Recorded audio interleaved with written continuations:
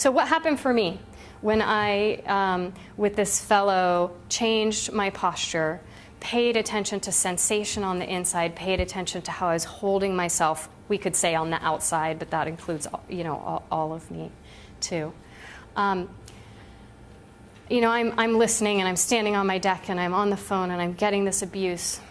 And I got my hips under me and I let my lungs fill with air and I dropped my shoulders.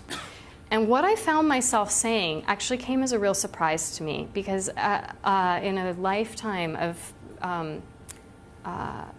being intimidated in this way, this wasn't the first time, but it was an intense time.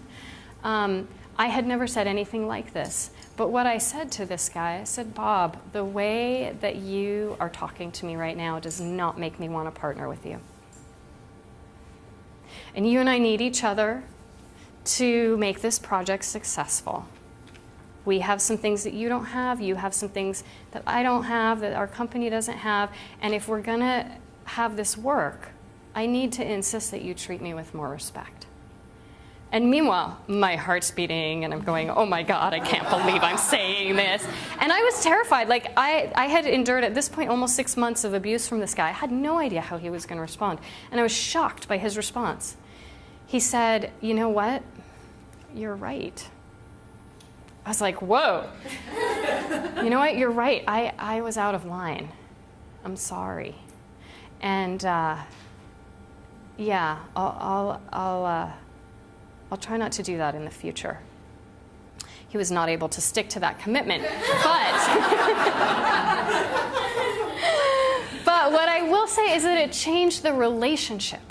It changed the relationship. And I could show up differently with him. So from that point forward, I could say, Bob, we agreed we weren't going to have conversations like this anymore. So when you calm down, you can call me back. Right? I became different. It changed the dynamic between us. And for me, the root of it started in changing how I was standing in that very moment. So it's very powerful, very powerful. And it's also very subtle. It's incredibly subtle. And it can be hard for us to pay attention to ourselves in this way. I want to say again, like we have years and years of education in logical thinking, in critical reasoning, in how to construct an argument well, right? In how to write or speak in a way that's coherent. And we spend years learning how to do that. And then we spend virtually no time, except for some people who devote their lives over here in this other area, learning how to tap the intelligence in our body so that we can live differently, so that we can live better.